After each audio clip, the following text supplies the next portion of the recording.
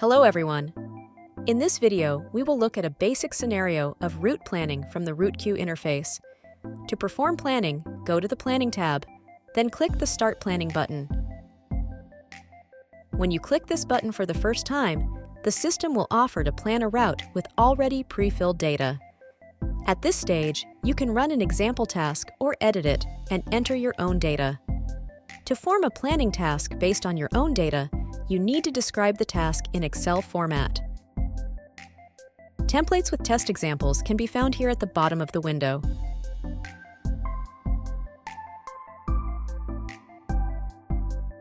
For the first planning on your own data, use the simple example template. It has 3 main sheets. The Orders sheet is used to describe the parameters of orders to be delivered or picked up. The Vehicles sheet is used to describe the parameters of couriers or vehicles that can be used to fulfill routes. The Depots sheet is used to describe the parameters of the warehouse from which it will be delivered. Go to the Orders sheet and fill in the data about your orders. First of all, fill in the Order ID. Please note that order IDs must be unique. This parameter is mandatory. Next come the parameters of geographical coordinates of orders. These parameters are not mandatory. If you do not have them, delete the pre-filled coordinates. But be sure to specify the addresses of the orders in the recipient address column. The next parameter is recipient name. It is also optional, but can greatly simplify working with the planning results. It is usually filled with the name of the recipient or the name of the recipient's company. The next parameter is time window. This parameter is mandatory. Here you should specify the time interval for each order within which the courier or driver should arrive at the order. In the following column, indicate whether it is a strict requirement to deliver the order exactly to the specified interval. The next parameter is service duration. Here, you can specify in seconds how much time the courier or driver will spend on the order and on the address.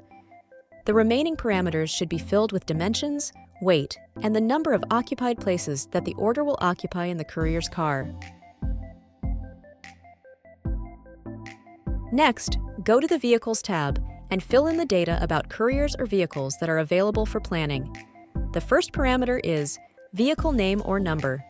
For each vehicle or courier, specify a unique name. In the future, this will help to determine for which specific vehicles, which specific routes have been planned. As a rule, this parameter should be filled in with state license plate numbers or courier's name and surname.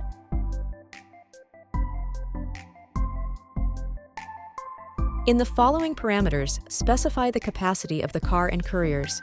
These parameters will be taken into account during planning in order not to give more orders to the courier than he can take away.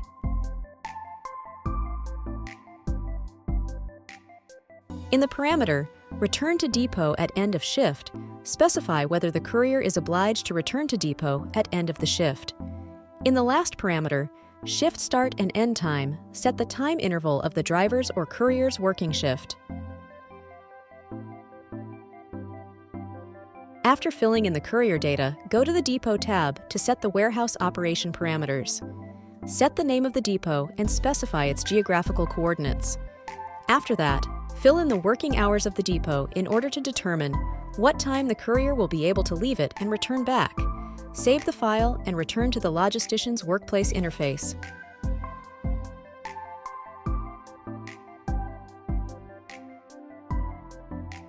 At the bottom of the page, click Upload File. In case there were no geographic coordinates for orders, the system will perform automatic geocoding of addresses. Go to the Map tab to make sure the coordinates are correct. If it is necessary to correct the final address of the orders, select the order and simply move the point on the map to the desired location. If all data is loaded correctly, all tabs will be marked green. If there are any comments or errors in the data, yellow or red marks will appear. A yellow mark is a minor warning for your information. A red mark indicates obvious errors in the data, without correction of which the task will not start. After checking the data, go to the Settings tab. be sure to specify the date on which you want to schedule routes. This is important for correct accounting of traffic jam statistics. Select the quality of planning.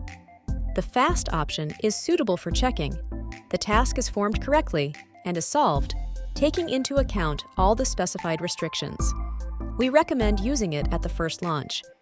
If the first task is solved correctly, go to the launch of the task in the optimal mode. Optimal mode plans routes a little longer, but it creates most optimal routes according to the generated task. After selecting the mode, click on the Plan button.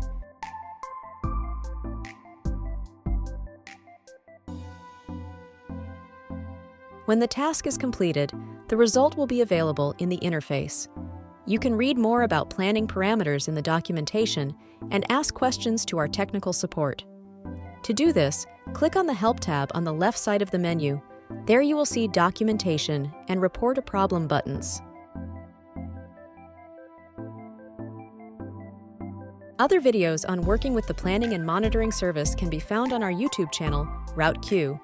We wish you optimal routes. Goodbye.